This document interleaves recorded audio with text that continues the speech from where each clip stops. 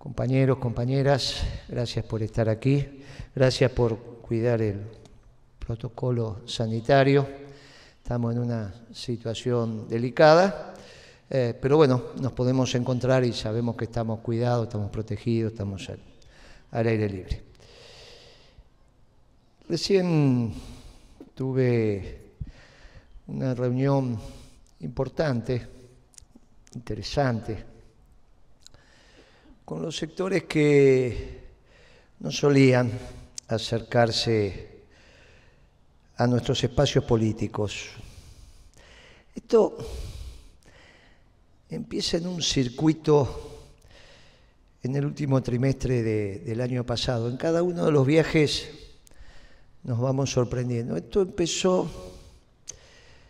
con alguna reunión que me pidió la Sociedad Rural de la provincia de Buenos Aires, que parecía un chiste, pero la pidió. Nos tomamos nuestras precauciones, pero finalmente nos encontramos. La reunión empezó, más vale malo conocido que bueno por conocer, así fue. Dije, bueno, la reunión viene en serio, entonces empezamos a conversar. Tuvimos 4 reuniones. En algún momento trajeron a su técnico de confianza, que es López Murphy. López Murphy dijo, bueno, si esto es lo que plantean los economistas del peronismo, no estamos tan lejos. Y lo que planteamos los economistas del peronismo es lo que venimos planteando habitualmente. No hay un discurso público ni otro privado, es el discurso. Continúa en Mar del Plata. También se articuló con los empresarios potentes de Mar del Plata una reunión sustantiva, duró como 2 horas. Terminamos llegando a acuerdos. Hoy en Bahía Blanca también estamos acá en la Casa de los Trabajadores de un sindicato para nosotros emblemático como es la Unión Obrera Metalúrgica. Y esto lo digo porque se empieza a articular desde las propias necesidades un país peronista. Primero hay que pensarlo y después lo ejecutamos. Primero hay que pensarlo y después se ejecuta. Siempre la ejecución es muy superior al pensamiento, la práctica es superior a la teoría, pero hay que pensarlo. Difícilmente uno puede accionar bien si no piensa bien, que es lo que le pasa a Alberto Fernández. Pero también hay que... Y uno siente que nos vamos encontrando. ¿Y esto es producto de qué? Y es producto del diagnóstico compartido de que estamos en una situación extremadamente compleja. Extremadamente compleja. Para algunos vivieron el 2001 los que están acá, otros, los mayores, hemos vivido el 89 y también el 2001. Y estamos comparando contra el 89 y el 2001 y decimos, estamos mucho peor.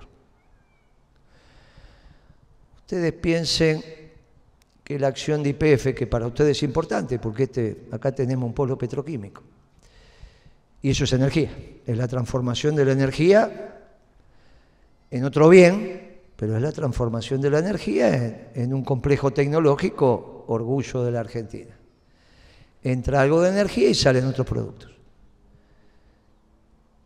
Ustedes piensen que la acción de YPF, que es 50-55% del mercado energético argentino, hace 10 años atrás costaba $40 y ahora estaba viendo antes de venir para acá ya está debajo de $4. Con $4 la acción, por la cantidad de acciones que hay de YPF, significa que un muchacho con $2.000 millones la compra y le damos el vuelto. $2.000 millones. Ustedes piensen que Kicillof, al margen de que sí es bueno o mal negociador, es mal negociador, pero bueno, por la mitad de YPF pagó $5.000 millones como los pagó en bonos, esos bonos a su vez rinden intereses. El Tesoro Nacional, cuando terminen con los bonos esos, está entre 8.000 y 9.000 millones de dólares porque hay bonos que están a tasa variable. Pero lo que dio fueron 5.000 millones de dólares en bonos a futuro y con los intereses 8 o 9. Parte de esos bonos entraron en la renegociación que hizo Alberto Fernández con el sector privado hace poco. El 10% está valiendo YPF de lo que valía hace 10 años, y Kicillof pagó el 5.000 millones de dólares, que terminan siendo 8.000, por la mitad de YPF, el 51%. Hoy toda ponés 2.000 y te llevas el vuelto. ¿Hay muchachos en la Argentina con 2.000 millones de dólares? Sí. Ahí está la lista de Forbes. Ellos no la desmienten. Hay 5 o 6 familias argentinas que tienen esa plata. Y es el 50% del mercado, 55, 48, depende del producto. Pero ¿y entonces por qué no la compran? Y no la compran porque no es negocio. ¿Por qué no la compran de Kia? Si tiene esa. ¿Por qué no la compra Roca? Si tiene esa. ¿Por qué no la compran los Bulgeroni, que tienen su petrolera? Podrían comprar, agarran, arman otra sociedad. La verdad que no la compran. ¿Qué es lo que está pasando? Que los de afuera no la vienen a comprar. ¿Por qué no vienen a comprar una empresa energética que tiene el 50% del mercado argentino con 2.000 millones de dólares, muchachos? Hay un desorden, algo no se entiende. Nosotros decíamos, estamos vendiendo los recursos, bueno, está bien, listo. No la vienen a comprar. Eso se llama depresión económica.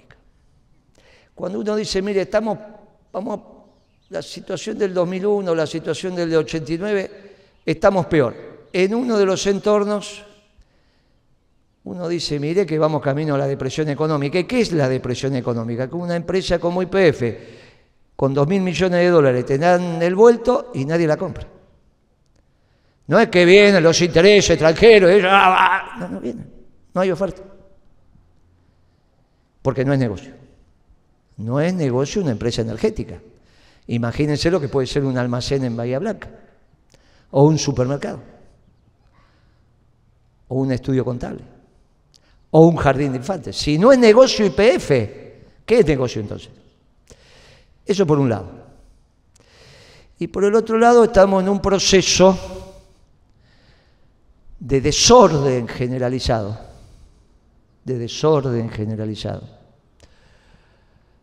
donde se está perdiendo los elementos ordenadores de la sociedad que existen, claro que existen. Por lo menos hay 2 principios ordenadores de la sociedad que los peronistas lo hemos vivenciado al unísono, secuencias, pero digo al unísono en términos históricos, el famoso 17 de octubre, donde surgimos como expresión política. El primer principio ordenador de la sociedad es el principio de autoridad.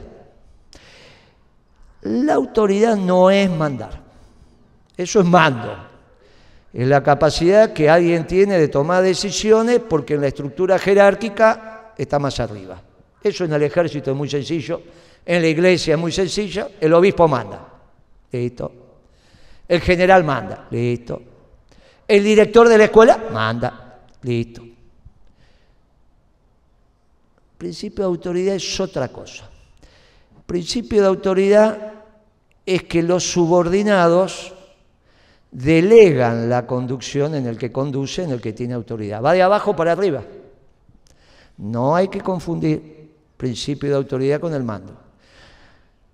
¿Quién conduce? El que conduce. ¿Y quién conduce? Al que le delegaron la representación de conducir. ¿Quién? El conducido. Esa es una diferencia central. No mando porque quiero, mando porque te delegan. Y es una responsabilidad central. Pero ese principio de autoridad hace que la sociedad funcione. Hay normas y se ejecutan. Las normas escritas, no escritas, los códigos, los principios.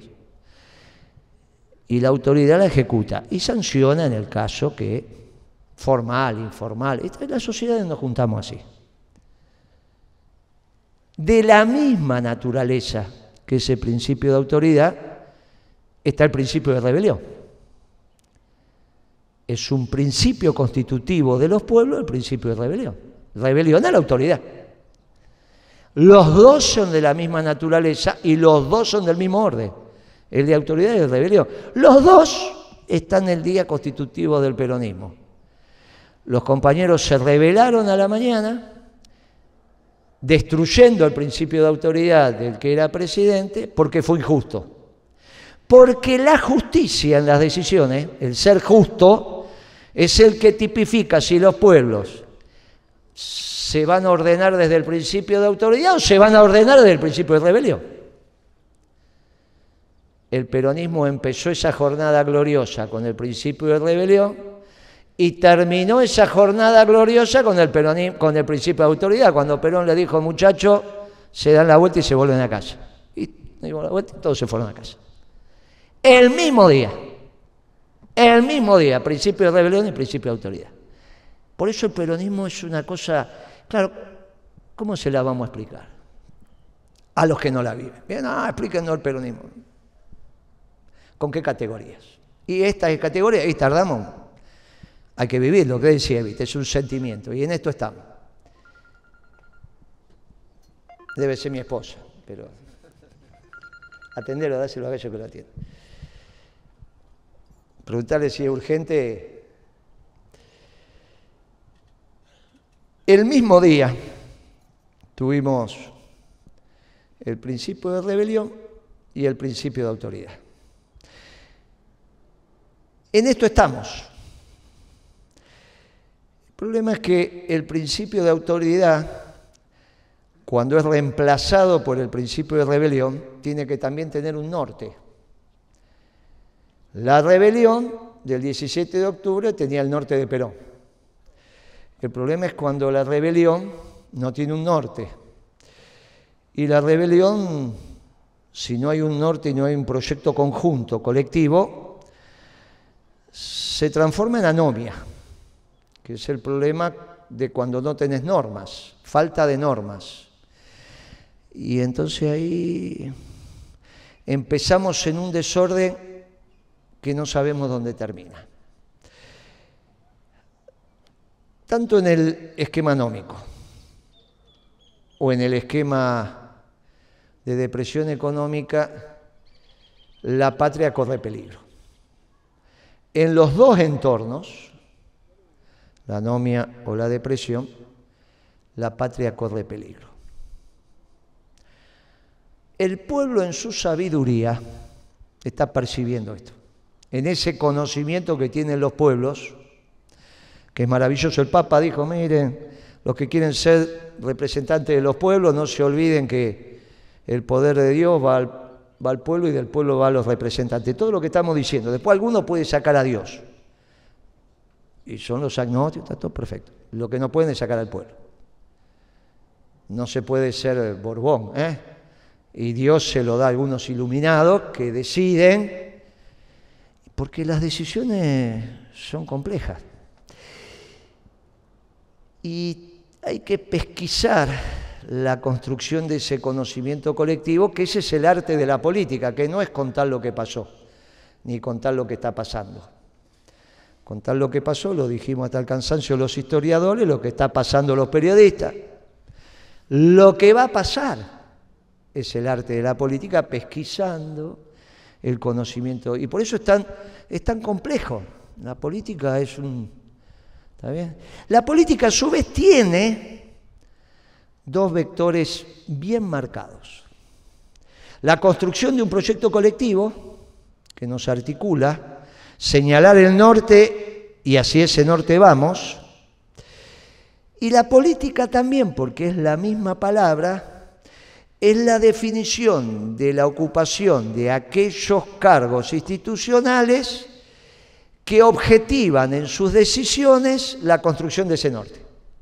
Se llame constitución, se llame ley, se llame resolución, se llame como se llame. O una instrucción verbal. Las dos cosas son la política. Los cargos, concejales, consejeros vecinales, diputados, eso es hacer política también. Discutir los cargos. Y también es hacer política, construir un proyecto colectivo. No siempre en la política está la construcción de un proyecto colectivo en el debate. Porque cuando el proyecto es exitoso, la política se termina transformando en la disputa por los cargos. No está ni mal ni bien, estoy describiendo. Si el país crece al 10% anual durante 30 años, como le pasa a los chinos, la discusión política en China es quién ocupa determinados cargos.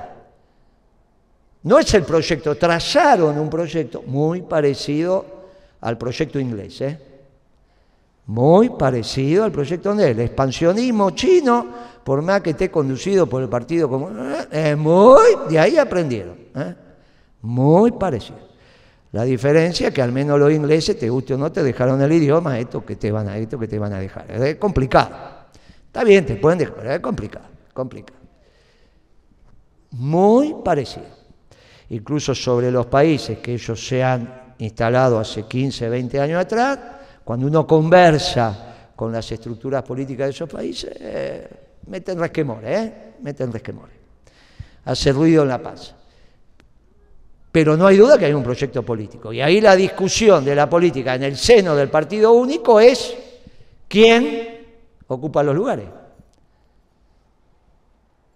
Esto es una opción de la política, hicieron una revolución, el partido único se instaló y a partir de ahí discuten en el seno de ese partido algunos temitas menores de un proyecto general que han definido, que al ser exitoso no tiene resistencia, o eso pensamos, o tiene algunas resistencias menores, pero los tipos van.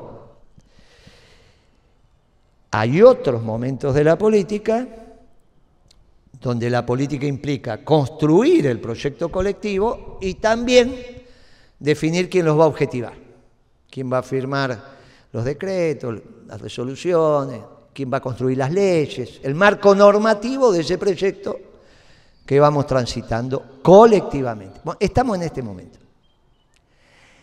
La maravilla de esta situación para ustedes es que hoy la política son los dos vectores. El ocupar en las listas los cargos para objetivar, y dije recién en la radio, los nuestros van a ser buena gente, primer elemento, son buena gente. No se puede hacer cosas buenas con mala gente. Después discutimos un poquito de acá, un poquito de allá. Buena gente, gente noble. Y segundo, ¿cuál es el proyecto de país que queremos? Proyecto en mayúscula, no el proyecto, muchachos, proyecto de verdad. Los sectores empresarios, también el movimiento obrero, sobre todo los industriales, pero los sectores empresarios se están dando cuenta que nos quedamos sin rumbo. Ahí atamos las reuniones, se están dando cuenta.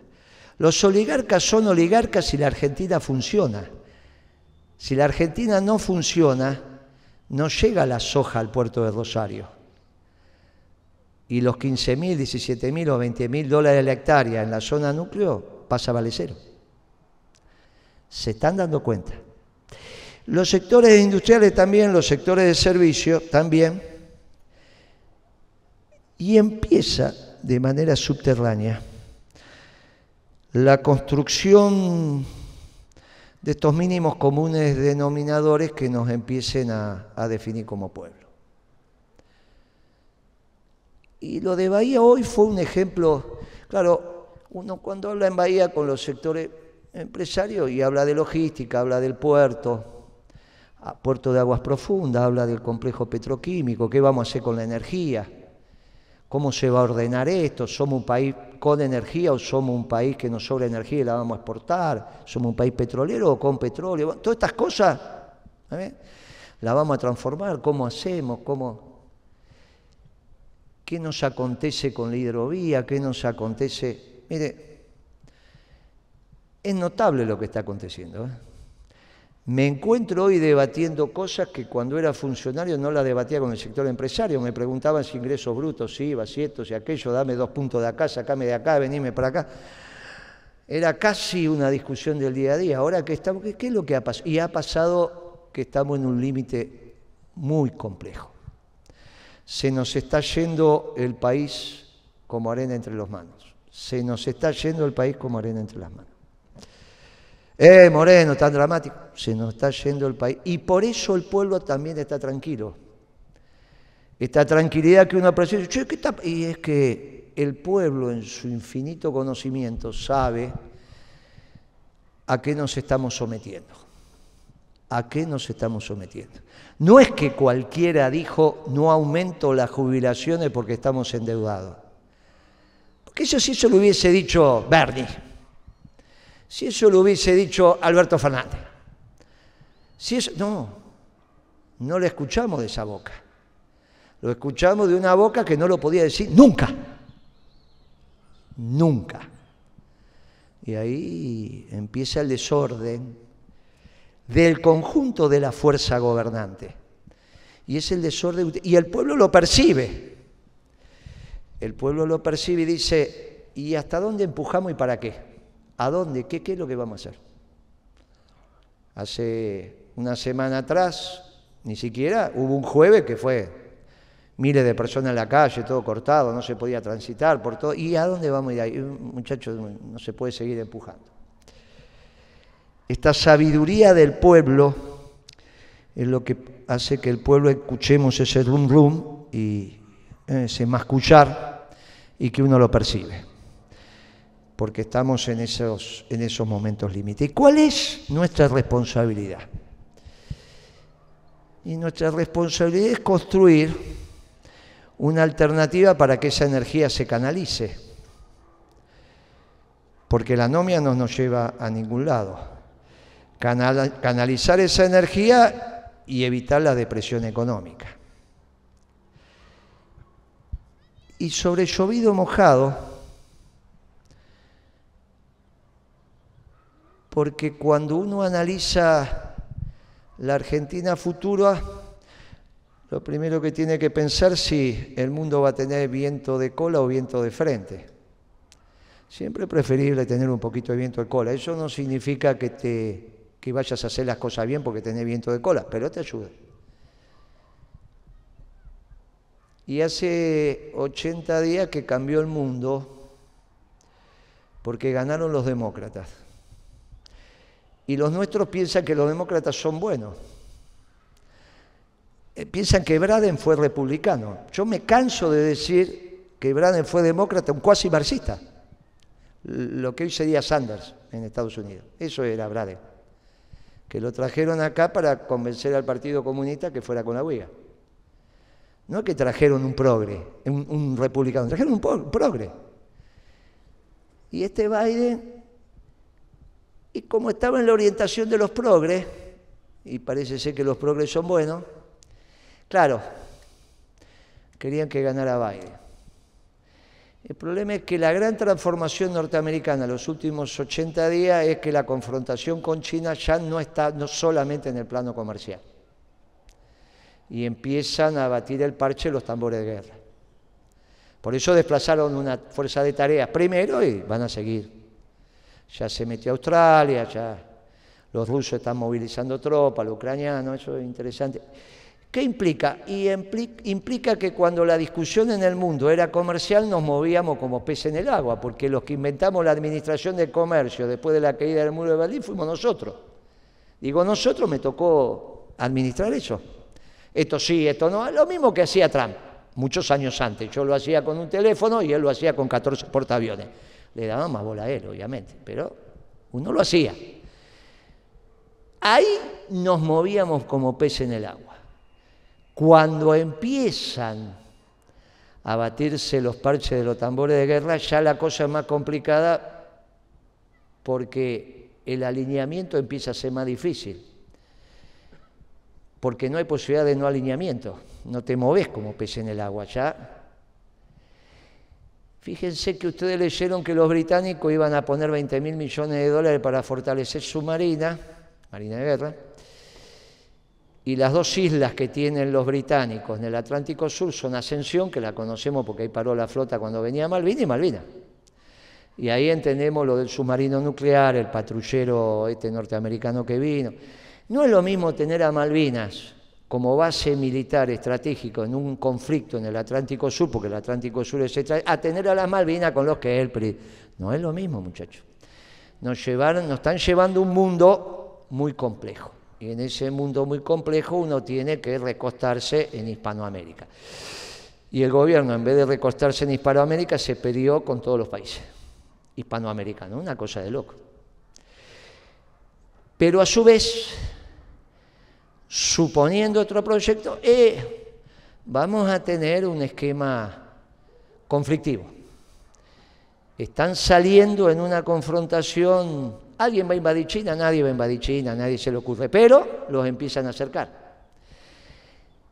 Por eso la historia de los buques pesqueros chinos, que pescan de siempre, muchachos, ustedes lo saben, ahora resulta que aparecen todos los días en el... una de las confrontaciones con los chinos que están planteando los norteamericanos es cercenarle el acceso a la comida. Mire, de acá a algunos meses vamos a estar discutiendo la revolución cultural de Mao.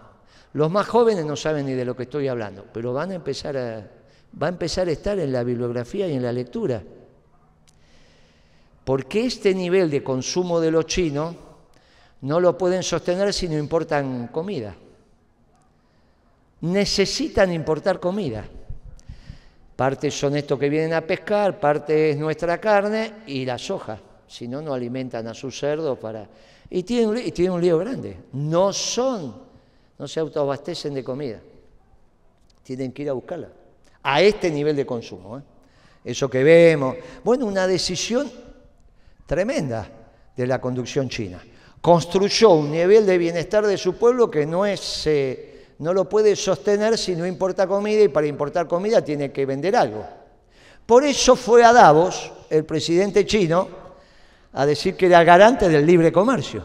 Los chinos fueron a Davos hace 3 años atrás a decir que ellos eran los garantes. Nosotros puteábamos a los que van a Davos y fue el presidente chino a decir nosotros garantizamos... ¿Y qué mundo era ese? Y es un mundo que a la Argentina no le sirve. Y este complicado también. Porque se empiezan a alinear. Esto es importante que lo discutamos porque nosotros somos cultores del conocimiento colectivo y tenemos que tener un espacio de discusión de la geopolítica. Y eso que tiene que ver con Bahía Blanca. Y tienen un puerto, tienen el puerto de Agua Profunda. Es fundamental entender esto. Al margen de decir que tenemos la base Belgrano, todas estas cosas, ¿no? Es fundamental. O sea, no se entiende Bahía Blanca sin entender el Atlántico Sur. De la misma manera que no se entiende Bahía Blanca sin energía, no se entiende Bahía Blanca sin la comprensión del Atlántico Sur. ¿Y quién va a discutir esto en Bahía Blanca? Y esto es lo que venimos a discutir entre nosotros. Porque como se está discutiendo el proyecto de país, es el proyecto de país en el debate geopolítico. Y estamos obligados a debatir esto y estamos obligados a debatir esto. Y ustedes se imaginan a los radicales debatiendo esto, y es difícil. Y a los progresistas discutiendo esto, y es difícil. Aquellos que no tienen pasado ni futuro, que solo viven el presente, y es difícil. Y claro, es muy difícil para Alberto Fernández esto. Y por todas estas cabezas progresistas es muy difícil pensar esto. El tipo va y está orgulloso de tener una cabeza europea. ¿Y eso qué significa? No significa nada. Entonces, mira, con una cabeza europea no vas a entender lo que pasa en el Atlántico Sur.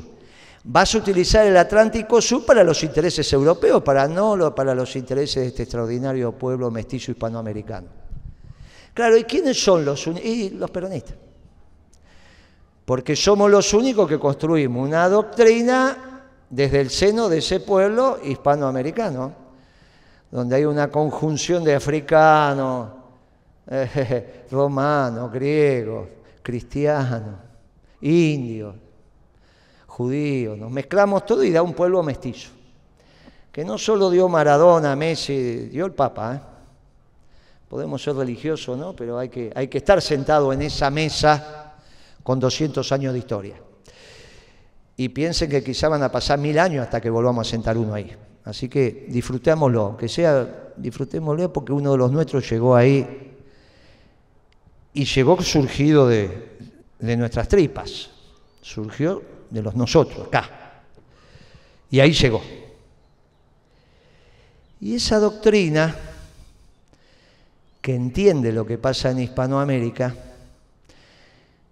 tiene que plantarse para desde el interés nacional construir lo que es el objeto de construcción de la política peronista, que es la felicidad del pueblo. Y en eso tenemos un debate con algunos muchachos que nos colocan en un lugar distinto al pueblo trabajador. Parecería ser que es lo mismo que te ganes el pan con el sudor de tu frente o que te regalen algo de plata para que vos te compres el pan. Y no es lo mismo, porque ahí empiezan los principios y valores y el trabajo como ordenador. Y tampoco es lo mismo con aquellos que nos hablan de pobreza estructural, porque si la pobreza fuera estructural y no circunstancial, significa que siempre vamos a tener pobres. Uno lo repite en algunos diputados, dirigentes sindicales incluso, empresarios, religiosos, dicen, no, tenemos una pobreza estructural. Estamos jodidos, muchachos. Si es estructural no se puede cambiar, porque hace parte de la estructura. ¿Y cómo cambiar la estructura? Entonces, ¿qué decimos los peronistas? No, mire, es circunstancial. El problema es que estamos desordenados, el problema es que estamos haciendo mal las cosas y entonces nos llenamos de pobres. Nos llenamos de plata y nos llenamos de pobres. O sea que la plata no es la riqueza. Y no, si esto se escribió hace más de 200 años que la riqueza es el trabajo. Y entonces está todo desordenado porque los marcos conceptuales están desordenados también. Los muchachos estos progresistas piensan mal, los neoliberales piensan mal, sí, no hay duda. Los socialdemócratas también piensan mal. Y actúan peor porque arrancan pensando mal. Y en el medio la situación se nos deterioró al extremo de lo que empecé hablando, de anomia a depresión económica. Y entonces tenemos la responsabilidad de vivenciar la política, construyendo un proyecto y a la vez eligiendo lo que van a implementar. Y Alper sabe de eso y dijo, bueno, los compañeros que van a integrar las listas. Y a mí me toca hablar de para qué vamos a integrar las listas. Para tener un proyecto de país, no una bolsa de trabajo. Si los compañeros que tienen su trabajo no tienen ningún inconveniente, no es una bolsa de trabajo. ¿También la política necesita elegir a quien ocupa los cargos? Sí.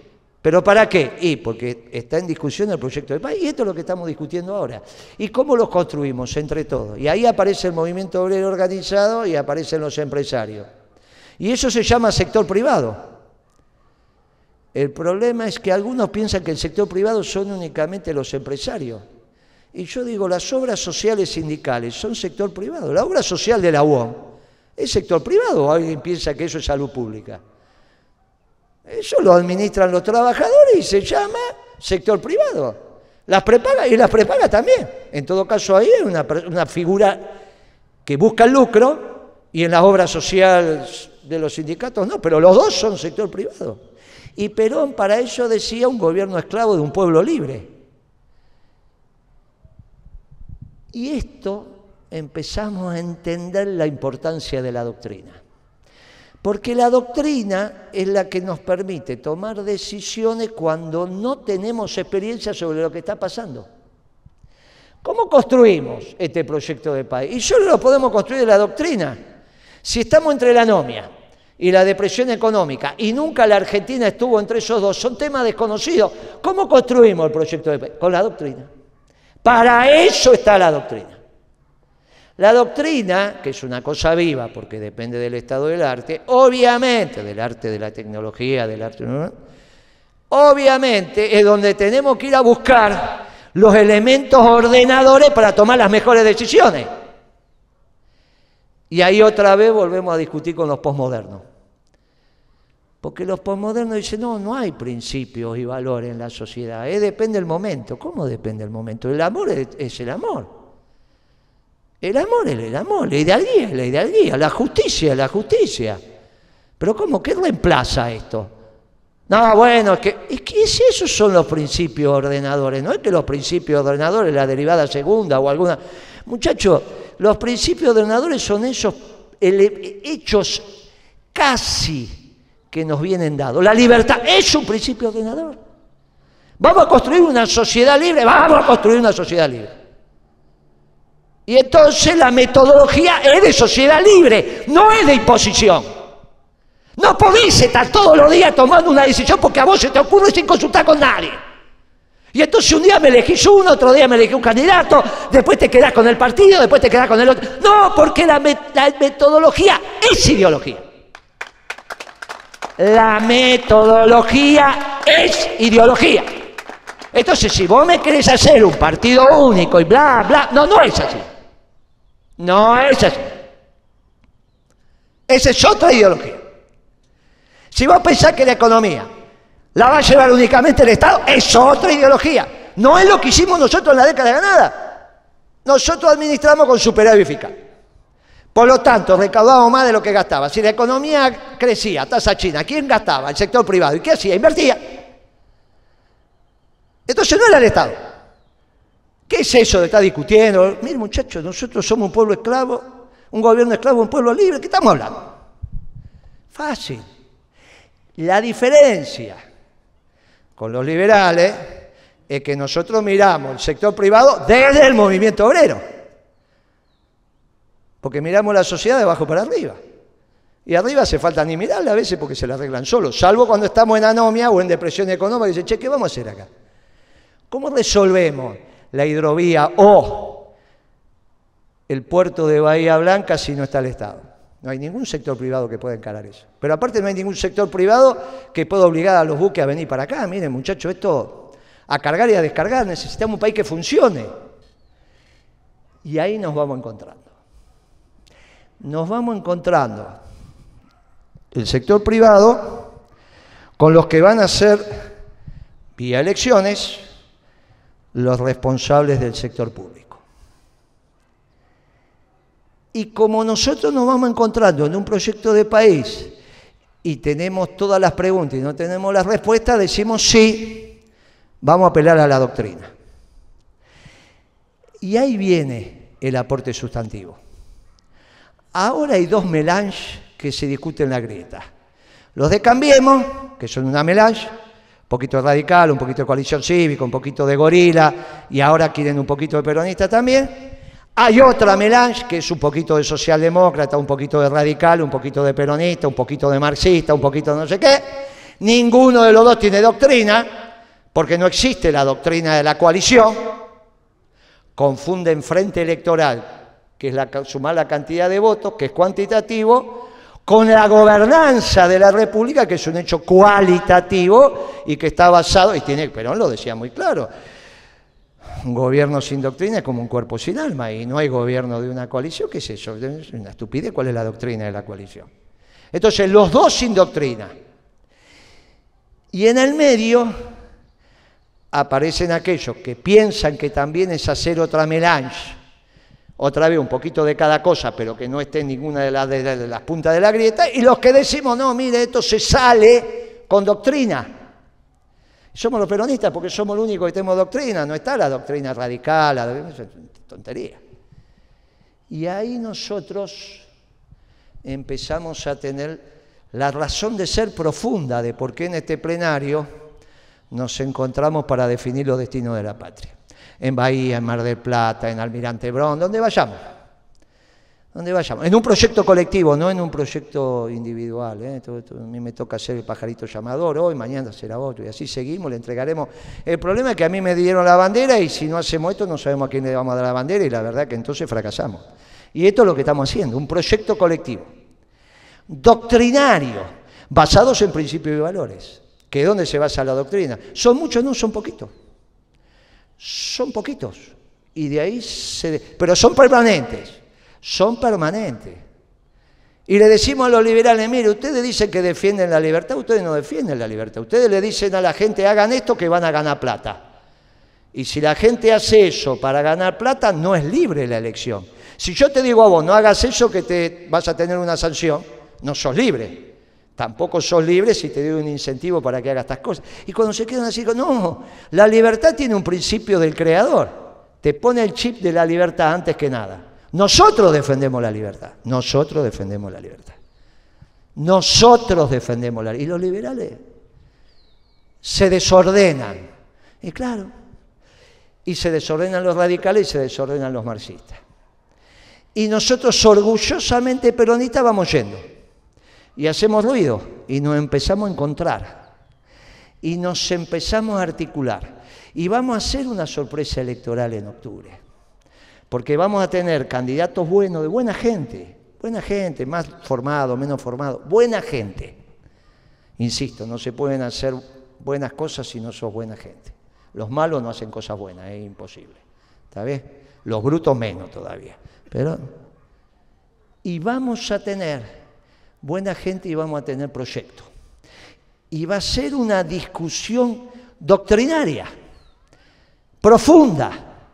No se resuelven los temas de Bahía Blanca si no se resuelven los temas de la provincia, y no se resuelven los temas de la provincia si no resolvemos los temas de la Argentina en un contexto internacional complejo como el que acabamos de describir. Y todo eso es lo que hay que articular, y todo eso se llama proyecto. Y ahí va a estar nuestra diferencia.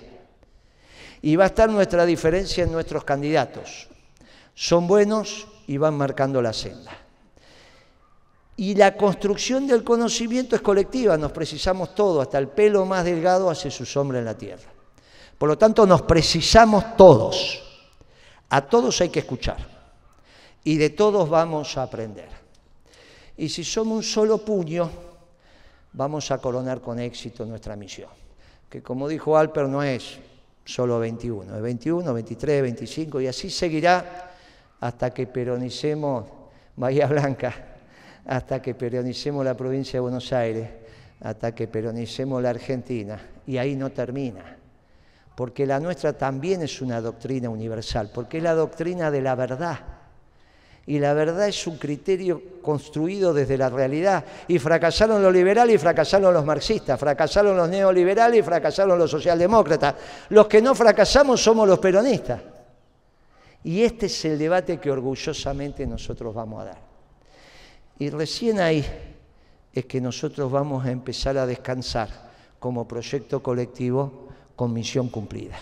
Y por eso pusimos en marcha el camión. Y por eso le decimos a todos los compañeros que quieran la doctrina de Perón que se suban al camión. Y ese camión se puso en marcha y no se va a detener. Y vamos a hacer la sorpresa electoral en Bahía Blanca, en toda la provincia de Buenos Aires y también en la República Argentina. Y después se va a empezar a hablar de que vuelve el peronismo. Y cuando vuelve el peronismo, vuelve con su doctrina. Y capaz que lo tenemos al Papa vivo también. Y le van a empezar a preguntar al Papa qué es el peronismo que ganó las elecciones. Y el Papa lo va a explicar. Porque si hay algo que el Papa sabe explicar de manera muy fácil es el peronismo de la Argentina, porque conoce su pueblo. Lo va a explicar. Y vamos a tener un difusor extraordinario. De aquel que cuando sale se paraliza el mundo. Tenemos que aprovechar ese momento. Este momento extraordinario en el cual tenemos muchas complejidades, pero donde tenemos la posibilidad de construir un proyecto colectivo no solo para el pueblo argentino, sino para todos los pueblos del mundo. Porque finalmente, muchachos, los que hoy se están sumando al camión de la doctrina peronista tienen la obligación de peronizar el mundo. Y solamente cuando terminen de peronizar el mundo es que van a entender en profundidad esa consigna que nosotros venimos cantando desde hace mucho tiempo. Que los días más felices fueron, son y serán peronistas para todos los pueblos del mundo. Muchas gracias, compañeros.